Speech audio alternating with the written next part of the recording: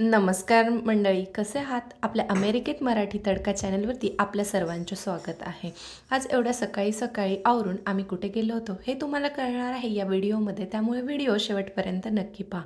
घरापासूनचा काही प्रवास हा गाडीने आम्हाला करावा लागला. नंतर आम्ही ज्या ठिकाणी पोहोचलो तिथे सुरू होती हनुमान जयंती. हो, आज अमेरिकेमध्ये आपली हनुमान जयंती आम्ही साजरी करणार होतो, म्हणून आम्ही सगळे एका ठिकाणी आलो होतो. इथे राहणारे विविध भागातील सगळे भारतीय लोक हे आनंदाने या उत्साहामध्ये साजरे झाले होते. इथे गेल्यानंतर सुरुवातीला आम्हाला हायकिंगसाठीच्या लागणाऱ्या काही इन्स्ट्रक्शन्स त्यांनी सांगितल्या. त्याचबरोबर सोबत आमच्या व्हॉलेंटियर्स देखील दिले की जे पुढाकार घेऊन आम्हाला जो आम्ही ट्रेक करणार होतो त्याच्यामधील रस्ते, वेगवेगळे भाग आम्हाला ते एक्सप्लोर करून दाखवणार होते. तर मग सगळे भारतीय आनंदाने एकत्र चालायला सगळ्यांनी सुरुवात एकदम सकाळी 8 वाजता आमचा हा ट्रेक सुरू झाला होता. सुंदर अशा थंडगार वातावरणामध्ये, त्यातच कुठेतरी पावसाचे थोडेफार थेंब चेहऱ्याला जेव्हा स्पर्श करून जात होते तेव्हा काहीसा वेगळाच आनंद मिळत होता. पुढे आमच्या व्हॉलेंटियर्स होते, त्यांच्या मागे मागे सगळे भारतीय त्यांना फॉलो करत निघाले होते. आजूबाजूला घनदाट असं जंगल होतं.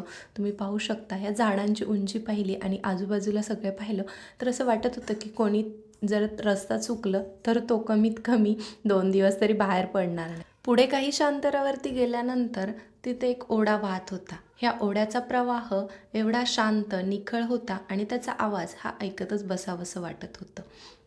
सगळे लोक हे हनुमानाच्या घोषणा देत सोबतच रामाच्या नावाचा जप करत सगळे चालू होते. खाली हे दगड पाहिले असता, असे चमकणारे दगड पाहिले की असं वाटतं की इथे कोणत्या तरी नदीचं पूर्वी नक्कीच पात्र असेल. या दगडांना काय म्हणतात हे मला कमेंट बॉक्समध्ये नक्की सांगा. ही पूर्ण हायकिंग जी होती ती 5.3 मैलाची होती. बरेचसे लोक हे 2 तासामध्ये हे अंतर कव्हर करून माघारी येत असतात. आमच्यासोबत व्हॉलेंटियर्स होते, कारण आपल्या ग्रुपमधील कोणी चुकू नये आणि प्राण्यांची शिकार होऊ नये म्हणून. या निसर्गरम्य वातावरणामध्ये बऱ्याचशा आपल्या डोळ्यांना, मनाला शांती देणाऱ्या, सुखद आनंद देणाऱ्या गोष्टी होत्या की ज्याच्यामध्ये चालताना ना वेळेचं भान राहत होतं, ना कोणाचे आठवण राहत होती. कोणताही ट्रेस, कोणतीही चिंता मनावर न घेता सगळे आनंदाने चालत पुढे पुढे जात होते.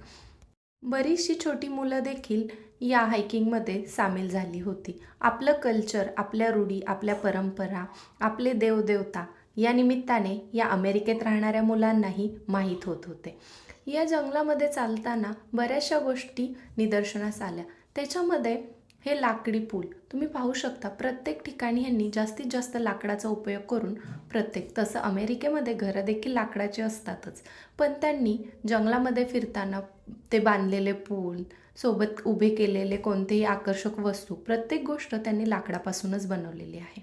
त्याचबरोबर तुम्ही खाली ही वाहणारा ओढा पाहू शकता. या ओढ्यामध्ये जंगलातील आजूबाजूने गोळा होणारं पाणी, पावसाचं पाणी गोळा होऊन बरोबर त्या ओढ्याला येऊन मिळतं, त्याची सोय देखील त्यांनी या ट्रेकमध्ये केलेली आहे.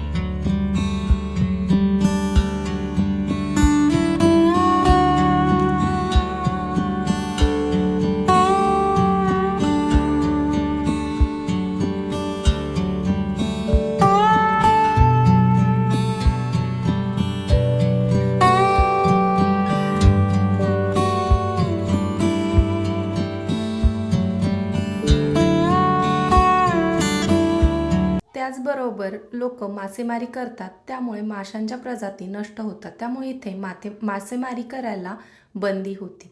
तुम्ही इथे पाहू शकता की आजूबाजूचं पाणी कसं येऊन त्या ओढ्याला मिळत आहे. सोबतच आश्चर्यचकित करणारी गोष्ट म्हणजे हा गिरणीचा अवशेष. 19व्या शतकातील हा अवशेष आहे आणि आता त्याचे फक्त एक आठवण म्हणून राहिलेलं आहे आणि ही आठवण इथे व्यवस्थित जपून ठेवली गेलेली आहे.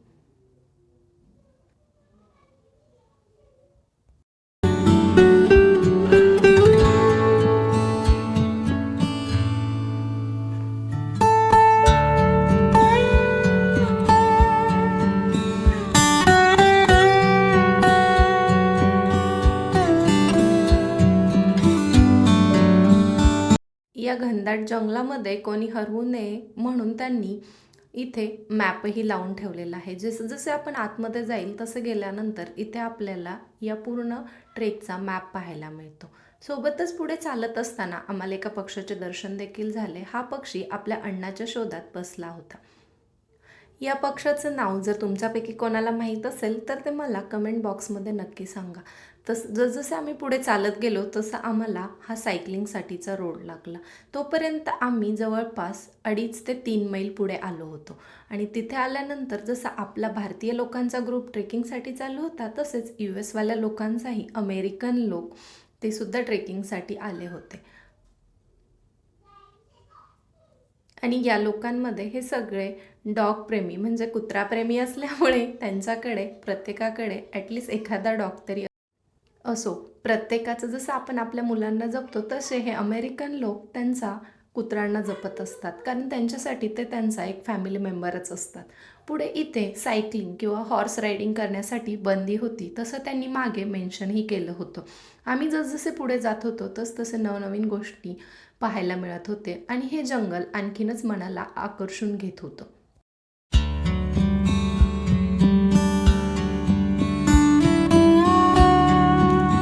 असे छोटे छोटे पाण्याचे झरे जेव्हा पाहत होतो आणि त्याचा आवाज ऐकत होतो तेव्हा आपल्या भारतातील शांत गावाकडच्या वातावरणाची आठवण होत होती.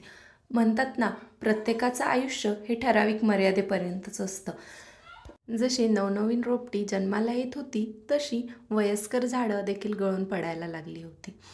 हे जे निसर्गाचं चक्र जेव्हा पाहत होतो तेव्हा कुठेतरी आपले जीवन मरणाचं चक्र देखील मनामध्ये घोळू लागलं होतं.